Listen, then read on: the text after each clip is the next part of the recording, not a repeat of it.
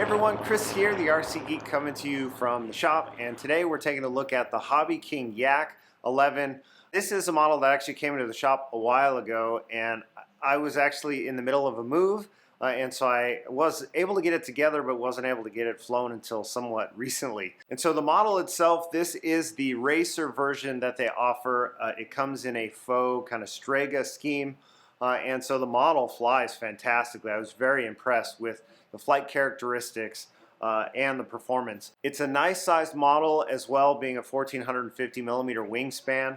And so, it's got a nice presence on the bench. Now, with respect to the assembly, it's a very straightforward airplane to put together. You do have to do a few extra things, which is not hard, but it starts out, you glue the wings together, and I just use foam tack for that. There's a plywood spar that goes into both wings. And so you want to make sure you've got a good amount of glue, whatever it is you're using, to make sure that you have good adhesion all around.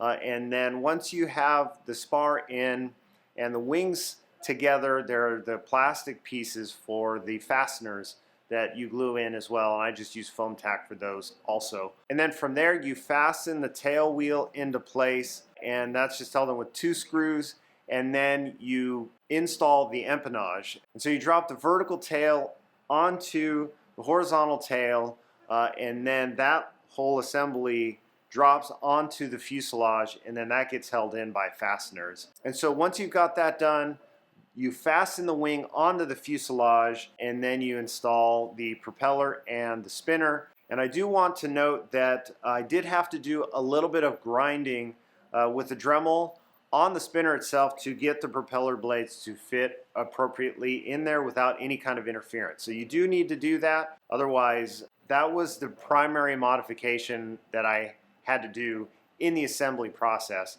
The fit of everything is great. And it's got machined struts, which is really nice. They are not shock absorbing, unfortunately, but you've got a soft foam tire in there, so for asphalt there actually is a decent amount of shock absorption, and the retracts are working really well. And so with the airplane all together, it really does look good. It's a nice representation of the Yak-11. It's a nice sized airframe.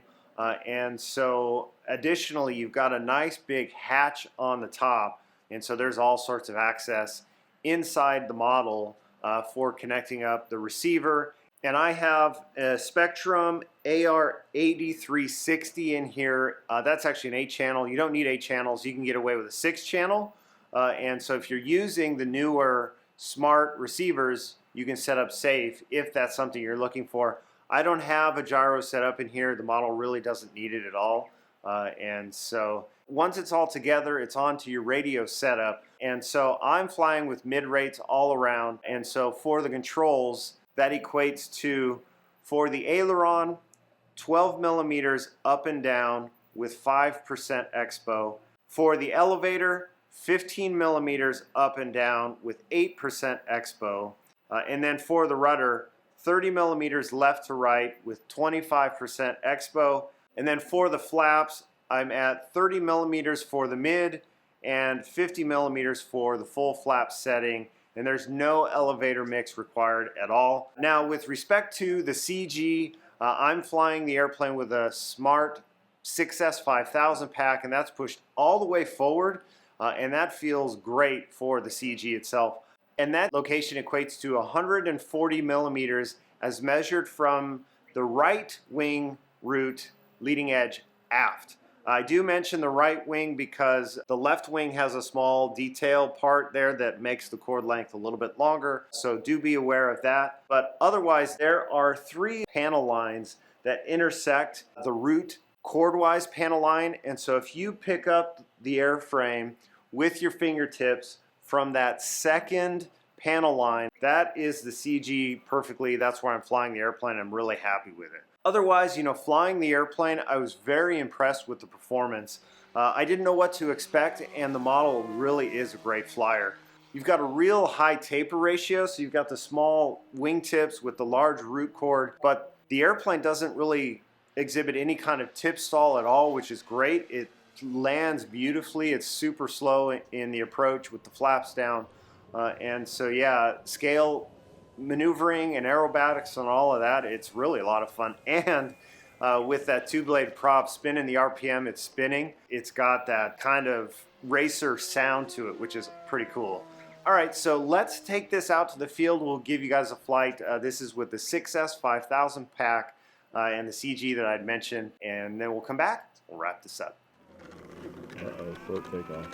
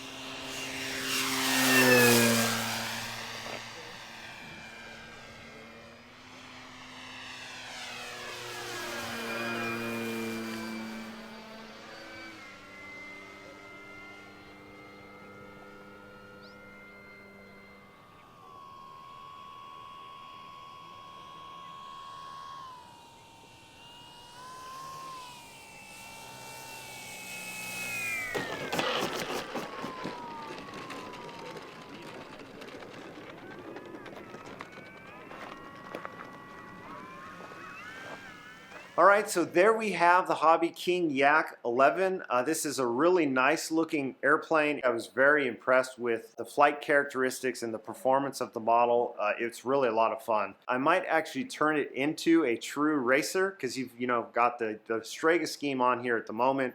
But I'd really like to turn it into Czech Mate. And so that would mean adding a little area to the tail and then completely changing the canopy area to the low profile racer type. And then of course a full repaint.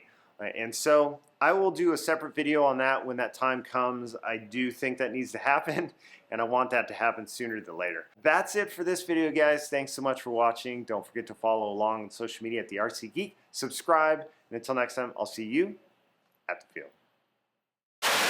Striga! Like, Sega! Jaeger.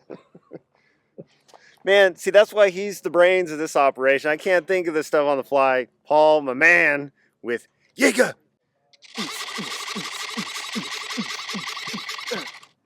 Striga! That's all I do. Just yak, yak, yak, yak, yak. Yeah, let's go home. Actually, lunchtime. Oh, do you know what an astronaut's favorite meal is? What? Launch time.